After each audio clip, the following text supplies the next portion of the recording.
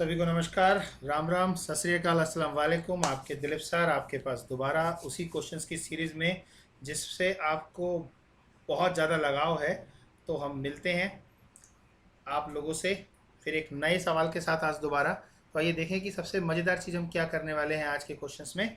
आज की सीरीज़ में आप ई अकेडमी पे मिल रहे हैं एक साइक्लिक ट्रिपीजियम से। तो साइक्लिक ट्रिपीजियम जैसा कि आप फिगर देख रहे हैं, यानी कि हम एक साइक्लिक क्वाड्रिलेटरल के अंदर साइक्लिक ट्रिपीजियम की बात कर रहे हैं। ABCD is a cyclic trapezium whose sides AD and BC are parallel to each other. If angle ABC is 70 degree, then the measure of the angle BCD is। आपको एक चक्रीय चतुर्भुज दिया गया है जिसमें AD BC के समानांतर है और आपको दे रखा है साथ में कि कोण ABC का मान 70 डिग्री है, तो कोण BCD का मान क्या होना चाहिए। तो हम इस सवाल को सॉल्व करने से पहले दो बेसिक प्रॉपर्टी समझ लेंगे।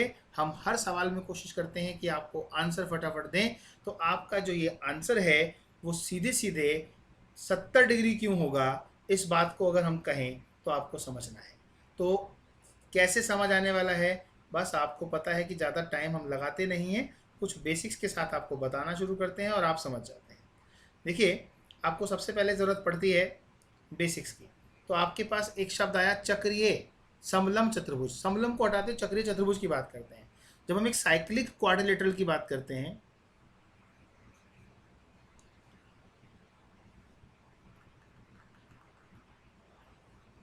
तो हम सबसे पहले क्वाड्रिलेटरल मतलब 4 पॉइंट से बनने वाला, मतलब मान लीजिए हम A, B, C और D यानी कि 4 पॉइंट से बनने वाले चतुर्भुज की बात कर रहे हैं। और साइक्लिक लगा देते हैं तो यानी कि सर्कल आ गया, तो साइकिल का आपका टायर आ गया जी।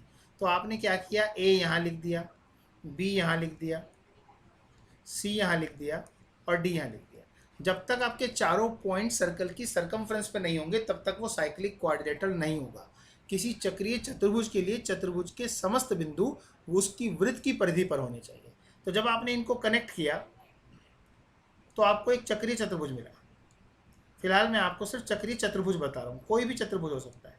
अब इस चतुर्भुज में हुआ क्या कि अपोजिट एंगल जो होते हैं इनका जो सम होता है वो 180 डिग्री होता है। मतलब क्या कहते हैं हम कि कोण A प्लस कोण C की जो वैल्यू है वो 180 डिग्री होगी और कोण B प्लस कोण D की जो वैल्यू होगी वो भी 180 डिग्री होगी। अब हम ये बात समझ लेते हैं कि हमारे पास इन सवालों में जो ज़बरदस्त चीज़ है वो क्या है। And that is very simple कि एक नॉलेज हो गई कि अपोजिट एंगल का सम जो होगा वो 180 डिग्री होगा। तो अगर मैं इतनी सी बात से इस क्वेश्चन के अंदर ये कहना चाहूँ कि हमारे पास सामने वाला जो एंगल है 70 डिग्री के, ये वाला जो एंगल है वो कितने डिग्री का होना चाहिए, तो B प्लस डी के हिसाब से हमारे पास एंगल B की वैल्यू 70 डिग्री है प्लस एंगल D हमारे पास इज इक्वल टू 180 डिग्री हुआ। तो एंगल D की मेजरमेंट कितनी आ गई, 180 डिग्री में से 70 डिग्री माइनस करने के बाद 110। अब भाई साहब हमारे पास 110 तो ऑप्शन में है ही नहीं, तो क्वेश्चन भी कौन सा हमारा एंगल D निकालना है। हमारा प्रॉब्लम है जो बीच में लिखा है दैट इज C, यानी कि हमारी प्रॉब्लम है ये। अब इस प्रॉब्लम तक पहुंचने के लिए आपके पास साइक्लिक क्वाड्रिलेटरल में A और C में से कोई सा भी एंगल अवेलेबल नहीं है। तो आप सोचते हैं यार काश मेरे पास एंगल A होता तो मैं डेफिनेटली एंगल C निकाल लेता। अब A नहीं है, ये भी प्रॉब्लम वो भी प्रॉब्लम, तो कोई और चीज़ काम करती होगी यहाँ पर। 9th क्लास में पढ़ते समय आपने अपने बेसिक कॉन्सेप्ट में ये बात सीखी होगी कि दो लाइन जब एक दूसरे के पैरेलल होती हैं तो शायद कुछ चमत्कार होने लगते हैं। क्या होने लगते हैं, चमत्कार होने लगते हैं। मान लीजिए कि मैंने यहाँ पर एक लाइन डाल दी जो इसके ट्रांसवर्सल है और एक ट्रांसवर्सल लाइन मैंने यहाँ डाल दी, तिर्यक रेखा डाल दी। अब आपको मैं समझाना क्या चाह रहा हूँ कि ऐसे में आपको क्या क्या मालूम है। देखो माय डियर, जब आपको हम बेसिक की बात करते हैं तो बेसिक के हिसाब से आपको जो चीज़ें नहीं क्लियर हैं वही क्लियर कराने के लिए यहाँ पे दिलीप सर क्वेश्चन के साथ आपके पास आते हैं। ये आपकी हो गई दो पैरेलल लाइंस।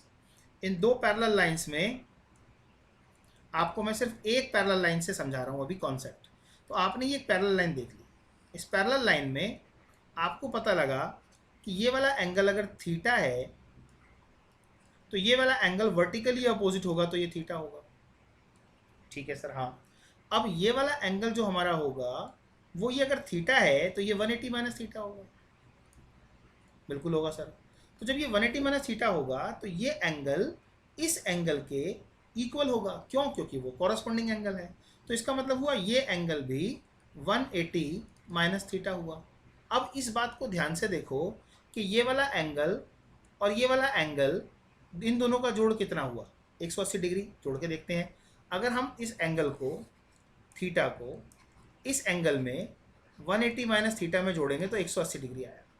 अब ये कब आया? सर जब दो लाइन पैरेलल थी और एक ट्रांसवर्सल थी। तो आप ध्यान से देखो कि जब उसने पैरेलल शब्द बोला है क्वेश्चन में, तो वो क्यों बोला है? वो आपको हिंट देने के लिए बोला है माय डियर, कि पैरेलल का मतलब है कि आपको इस बात को समझना होगा कि ये जो इन्फॉर्मेशन आपको दे रखी है AD पैरेलल टू BC, वो इसीलिए दे रखी है कि आपकी ये जो लाइंस की जो प्रॉपर्टीज आप पढ़ते हैं, जिसके बारे में आप एंगल की बातें करते हैं, वहाँ आपको क्लियर होना चाहिए। तो अब आपको ये समझ आया कि साहब हमारे पास, हमने इसको क्या कर दिया, थोड़ा सा एक्सटेंड कर दिया फिगर। अगर हमने इसको एक्सटेंड कर दिया तो एक्सटेंड करने के बाद क्या हुआ? सर ये लाइनें हमारी पैरेलल उसने बोली हैं तो ये पैरेलल हो गई। उसके बाद हमने इनको और एक्सटेंड कर दिया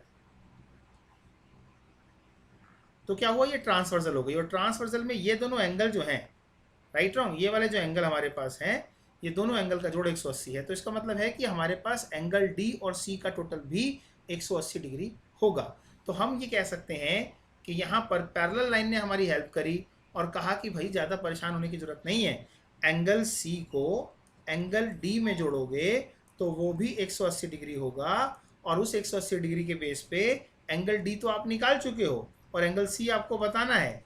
तो D आपका कितना था? 110 डिग्री था। तो आपका आंसर कितना आया? Angle C is equal to 70 degree. My dear, answer तो मैं बहुत पहले बता देता कि इस साइक्लिक क्वाड्रिलेटर में जो कॉम्बिनेशन होते हैं वो सप्लीमेंट्री एंगल के होते हैं। अगर एक 70 है तो दूसरा 110 होगा, और अक्सर 110 नहीं है तो फिर 70 ही होगा घूम फिर के। ये 40, 60, 80 तो सप्लीमेंट्री के पार्ट हो ही नहीं सकते साइक्लिक क्वाड्रिलेटर के अंदर, क्योंकि अपोजिट एंगल का जोड़ अगर 180 है और एक एंगल अगर 70 है तो दूसरा फिर 110 होगा।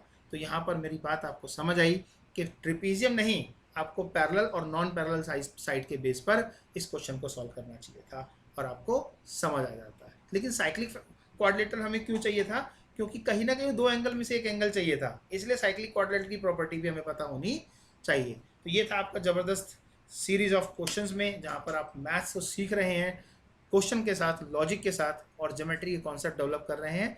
इसी कॉन्टिन्यूटी में मैं आपसे फिर एक बार विदा लेता हूं अगले सवाल में इसी सीरीज़ में मिलने के लिए।